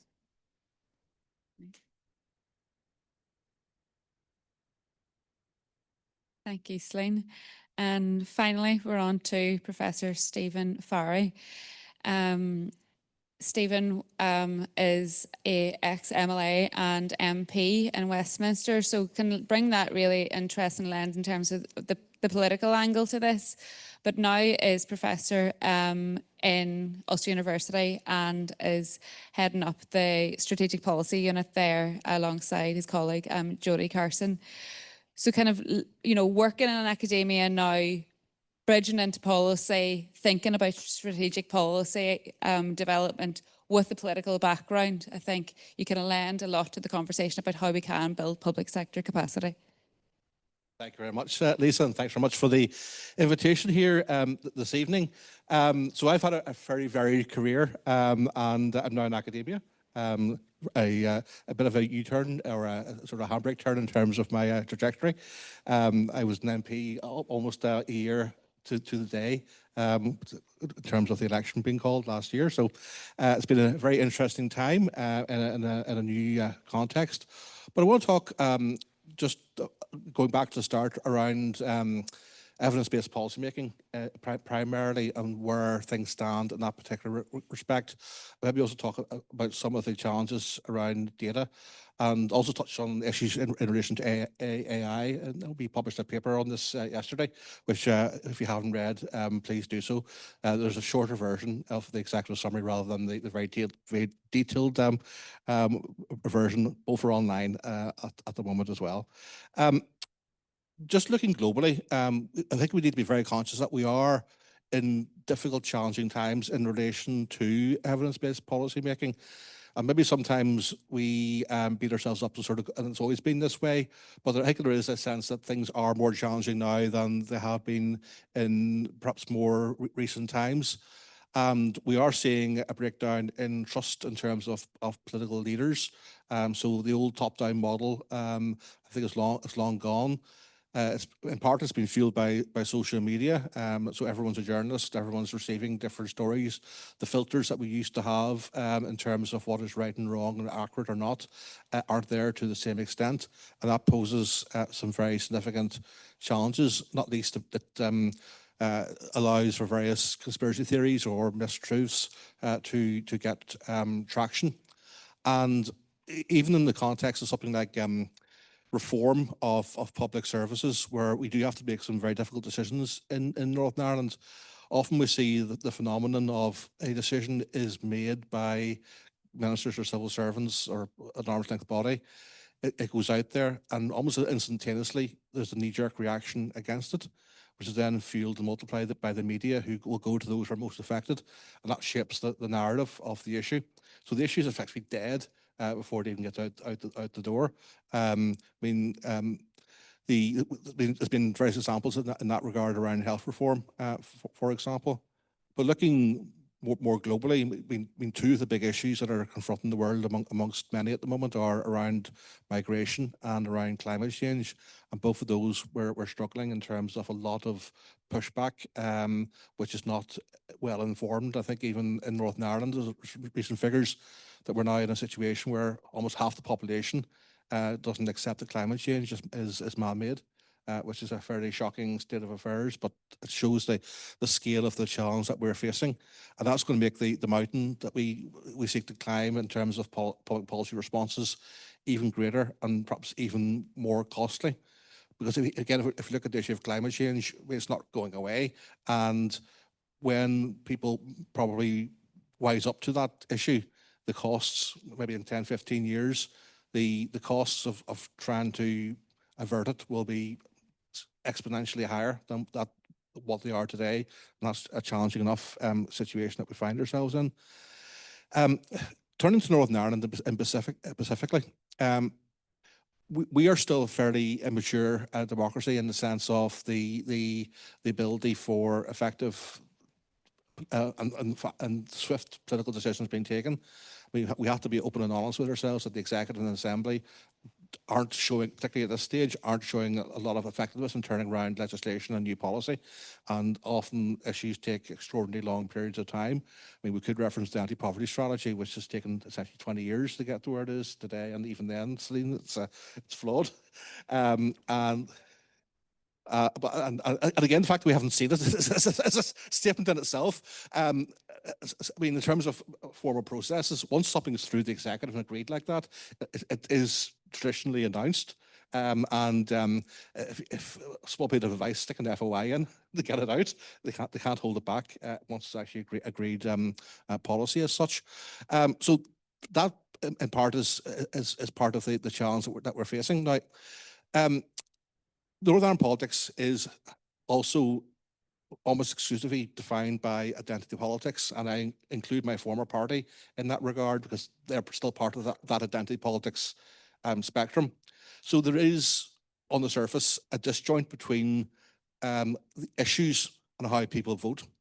Now, in that, there is a weakness, and that's not a healthy democratic connection, but it also poses an opportunity in the sense that more or less the same parties will always get back in and more or less the same numbers. So leaving aside issues that go to the heart of the identity issue, in theory, and I stress the word in theory, they could come together around a long-term plan, and the risks in the short term of things going wrong and people suffering at the ballot box would be less than in other societies. But if anything, our politics is more conservative, more populist, conservative small c, and more risk averse than many other places. Now, it's not to say that everywhere else is virtuous in that sense where we have very clear issue-based politics. We are seeing, and always have seen, a degree of identity politics in terms of how people vote, even in the context of Great Britain. I mean, people voting Conservative or Labour, there's always been an identity element to that, no matter what they do. It reminds me of an old story from the Canvas Trail, which puts this in perspective, where a very naive new canvasser goes around and knocks a door, and the householder opens the door and goes, "Oh, you're from such and such a party. Oh, that's wonderful. I really admire your policy in health. You have a great policy in education and transport. Your policies are absolutely wonderful." And the canvasser goes, "Well, can I assume you're going to vote for us then?" "Oh, no. I just wish my party was saying those things." So that's the scale of the dilemma. One thing we need to be very mindful of, we have a 2-year PFG at the moment, and then that period stops and we start our whole process from afresh. We perhaps need to think about doing PFGs on a rollover basis, and the same way we look to do budgets on a rollover basis, so we have that some degree of continuity between all of those. I also just want to talk then about the infrastructure around evidence-based policy making, and to say that in my experience to date it is fairly piecemeal but improving, and we're seeing structures being put in place both in terms of what universities are doing and in terms of a growing think tank community within Northern Ireland. Now, not all policy in Northern Ireland is determined by evidence. Sometimes politicians will ignore the evidence and do their own thing. Sometimes they will very consciously go against the evidence and take the polar opposite decision. I'm not going to name any particular policies in that regard, but there'll be some that are fairly evident. And so that is a frustrating situation. But where I see a difference is that I think that there's a greater volume of discussion between academia now and civil servants and politicians than I think there was 10, 15 years ago whenever I was a minister, and look back at the time whenever we were putting policy together. Often we were doing it in a vacuum and there wasn't the same degree of interaction. We are seeing that growth I've mentioned in terms of both knowledge exchange and that think tank piece, and they are slightly different concepts. And just maybe take a moment just to explain. I mean, the think tank situation is part of a pluralistic society. That's where people are independently, or sometimes not, depending on who funds them, putting out ideas into the public square and trying to move an agenda in particular ways. The knowledge exchange piece is in relation to academics working directly in partnership with government around sharing their academic knowledge and trying to ensure that that is beneficial for governance and society. Now, there is an inbuilt incentive for academics in that as we move through different phases of REF, there is a greater focus upon impact. So academics are increasingly judged and measured, not simply by pure ivory tower research and citations in other academic journals. There is that expectation of real life impact. It is sometimes easier to prove in some situations than others. So it is an art form putting together an impact case study. I'm sure Katie would allude to at times. So that's part of that. But again, looking at Northern Ireland, we say I'll try to name the situation. If you look at all three universities, we have now different policy interfaces. So in terms of Ulster, we have our strategic policy unit, we have the EPC that operates more on a commission basis rather than being a pure sort of academic concept. Queen's here has the Centre for Public Policy and Administration, the CPPA. Open University have PolicyWise. So that's covered across the three universities operating in Northern Ireland. Outside of that, then we have obviously with Lisa here in Nevin, we have Centre for Cross-Border Studies. We have the CES, the Centre for Effective Services, which operates on a north-south basis. We have Centre for Cross-Border Studies and probably one more. Yeah, Joseph Rowntree Foundation. And Pivotal, yes. So we have that critical mass now. However, if you add the sum total of all the people working in those organisations, I would say you're probably talking about 15 to 20 people. If you look in Dublin to SSISI alone, SSISI employ over 100 people. Now, obviously, one's a national context, one's devolved, and population-wise, it's different, but that alone puts together the scale of where we are in Northern Ireland at present. But if you also go back 5 years ago when Pivotal started, and you're counting on one hand the people working in that space. So that's an indication of how this is evolving. And indeed, that infrastructure across universities has only been put in place in the past year or two, certainly in terms of both the CPPA and our unit in Ulster. So that's an asset that's moving along. Finally, just to talk a little bit about data, and just very conscious of the AI piece in particular on this, and just some of the challenges that we're facing. So this has been alluded to in terms of the lecture in many respects, but in Northern Ireland, we have very siloed data, perhaps more siloed than many other jurisdictions. And also there are issues in terms of the read across and data on a north-south basis. As we look to develop AI models, particularly in terms of addressing public services and elsewhere, that there's going to be a limitation there in terms of how that's going to be fixed. Because my understanding is you can't simply go back in time and decide that data that was collected on one principles and one set of understandings with the public can retrospectively be changed. And so it's going to be going forward that we collect data on a new basis. So that is going to take a period of time to work its way through the system. And we probably need to do a full audit of the data in that respect. I know Professor Helen McCarthy is currently running the executives task and finish group around an AI action plan within government. And I think she's very mindful of the real challenges in terms of data. It's perhaps the biggest single challenge she identifies in terms of where this is going to go.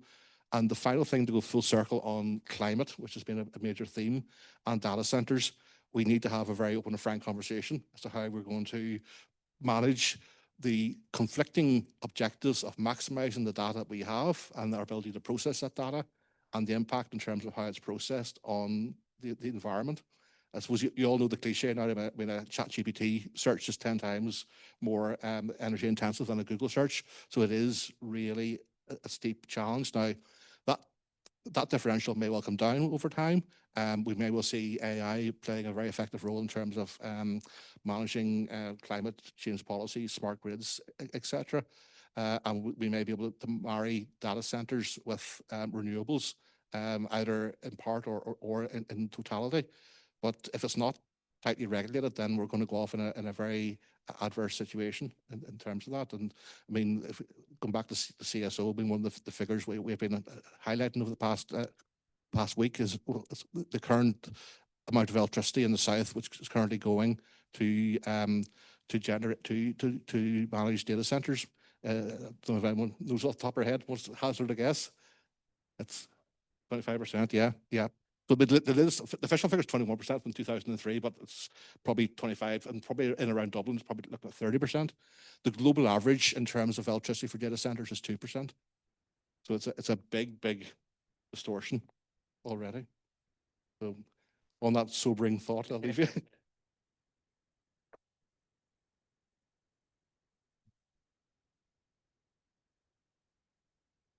Thank you, everybody. I'm conscious of time, but I'm also conscious to allow a little bit of time for questions. So either people online or people in the room, if you have any questions for either Paul or either any of the panelists or any observations or comments to make, love to hear them.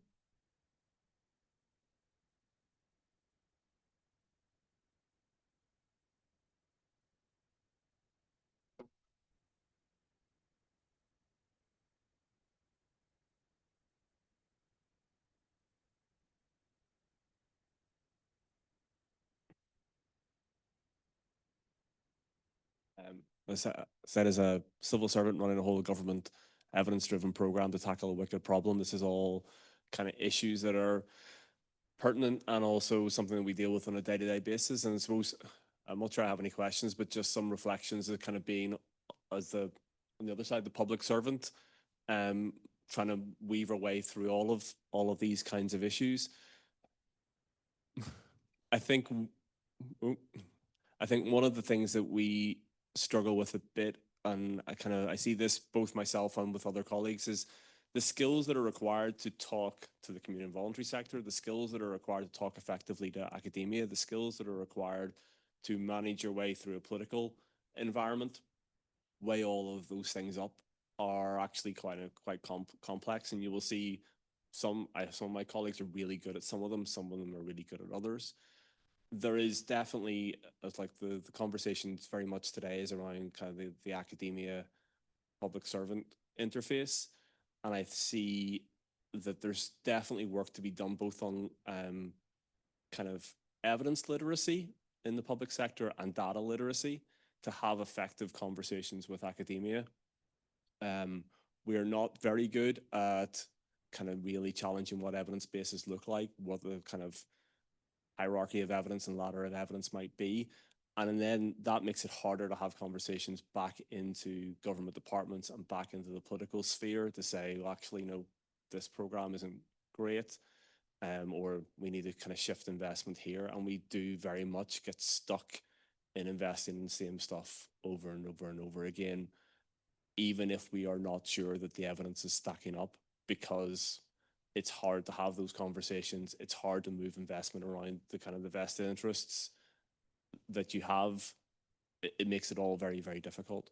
I think on the political level, there are definitely, as Stephen said, there are definitely kind of places that you can get lots of traction with evidence-based policy, and then there's places that you don't. And again, that kind of trying to create some kind of sometimes comes some kind of boundary to say this is where our role within public services to say this is how we use evidence to create policy, and inform and work with politicians to kind of work through that is something that actually isn't nascent within Northern Ireland. I think the other thing, the other observation that I have working in this space is if you have a messy problem as well. I was interested with Paul's example about insurance leavers. It's like, that feels like a very obvious one that kind of is straight line, but and all the rest of it. I work in a space where it's messy. Like, I can't pull a lever over here and something else happens over there. And working in the community and voluntary sector, you know, that's not really how it works. And that makes it all the more difficult to kind of weave your way through complicated evidence, complicated problems, complicated data that's really messy and comes from a whole pile of different sources, and then make their best recommendations. And all while you are navigating through kind of trying to create dialogue with the community and voluntary sector and have serious conversations with politicians. So that's kind of, I think that's not a question. It's just more an observation as to how this works in practice or how this feels in practice. And sometimes I feel like you kind of get 2 steps forward and you go, well, we're really making progress. And then the next week it's like, oh, well, that didn't work. So it's, I think there's something around, going back to Paul's point at the very start, it's about dialogue, and going back to your point about relationships. If those are kind of strong, you can kind of work through this. And I think sometimes just kind of keeping those in mind, that there are people behind all of this that's going to make it work.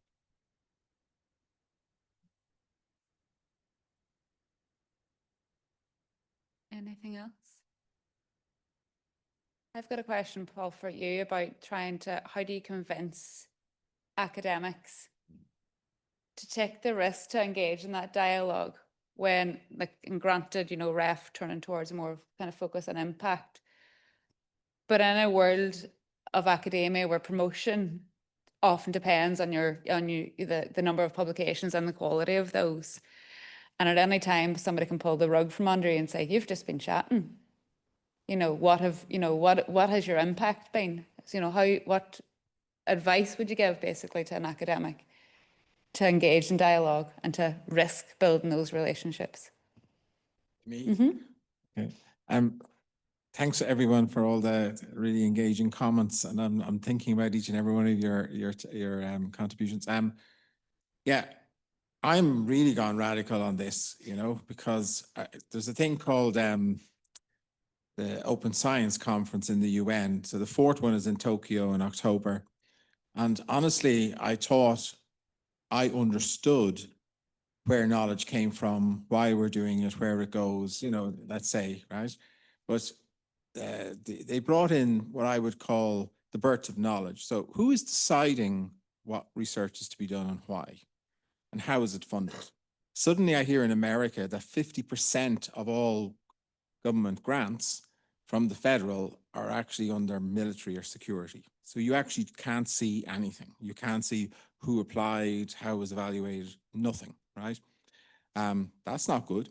Then I start to say, well, how are academics actually peer reviewing, and who are they really in bed with, right? And suddenly even people from the corporate sector were saying, like, how is it the case that in these commercial journals that the editorial boards can publish themselves and publish their PhDs and all their networks? Like, what is that about, right? And of course, we all know we need those particular journals and citations to actually get the job at the promotion, etc., because somehow the administration has decided that rankings based on these commercial journals are the thing that attracts students and actually, you know, the things that are important, right? But I'm not going to go on, right? What I'm trying to say is that I actually think that world is really corrupt at this stage, right? I actually think it is so corrupted. And you would think that academics somehow would just take a step back, look at the open skies, you know, and say, why am I, with climate change going on, with poverty in society, like, why am I sitting on my weekends trying to write 3 or 4 papers a year in journals and get citations that I know is not really going anywhere in some respects? Like, I know that's not totally true. I'm a thoroughbred academic. I believe in research. I believe in peer review. I believe in rigor. I believe, you know, but the last thing I'm going to say is I'd also bring people at this World or Open Science UN conference. We had people from the Nobel Laureate Committee and from Sweden, and they talked about going forward, we are not giving Nobel Prizes on the basis of academic citations anymore. We need to see impact. We need to see social impact, or something that says what you have done has actually changed people's lives. That is very damning for academia, right? So I do think we need a lot of brave leaders, get out of the rankings and actually start to think about bringing back university presses. So one thing myself and Kieran and Niamh Brennan and others have done is that we got the rights to Dublin University Press. This is Trinity's journal that goes back to the 17th century. And from now on, particularly with the stuff that I'm doing in SDSN, we only publish as a community journal that basically has Creative Commons licenses, etc. Right? Everyone has a right to supply knowledge. Everyone has a right to access, etc. Right? Like, this is like moving from record labels to Napster. Why has this not happened? Like, why not put the knowledge out there? If it's good, let people download it, etc. Right? At the moment, the UK system, everything is behind a paywall in all of these journals. Yes. All promotion, not just promotion, possibly holding on to your job is dependent on publishing. So the entire UK academic system, through the REF, has put most or an awful lot of academic work behind a paywall and rendered it almost impossible for individual academics to resist that system. Yeah, but you know, you could say the same thing for everything in society, why we don't care for people, care for environment, care for old people, care for people with disability. You know what I mean? Because everything there in terms of payments and pushes and pulls is pushing us down a particular pathway, you know? So I understand it's not fair for individuals to try and have system change. I understand that. But there has to be a moment of leadership, you know what I mean, in the university. And I thought they'd see it after Brexit or what's happening in America at the moment to say, wait a minute, this model is wrong. There's a massive problem here. And for academics to have the brains and the insights to get off that, what you call it? Hamster wheel, basically, right? It's a bigger conversation, but actually it's really, yeah, it's a very big one, but it's actually needed if academics are supposed to have impact on policy and society. Yeah. So we're not going to, but it just takes, like I know, here's Patrick Honan, for example, right? So I know him and others, and Brian Lucy, I don't believe everything Brian Lucy said, but he did do a ranking of people in Irish economists, and he made the point that those who published in the Economic and Social Review, which wasn't supposed to be a ranked journal or potentially, you know, not necessarily, you wouldn't get promotions for it, people wouldn't necessarily respect it, that those who were publishing in the best journals also published in ESR because they felt they had moral responsibility to the community in Ireland and to Irish policy and Irish issues. And they did it, you know, and that probably was at a cost because maybe they could have got 10 more, you know, bigger journals and more citations, but they didn't, right? And that's to their credit. So I think there has to be a rebellion here, basically, and it has to be orchestrated and led.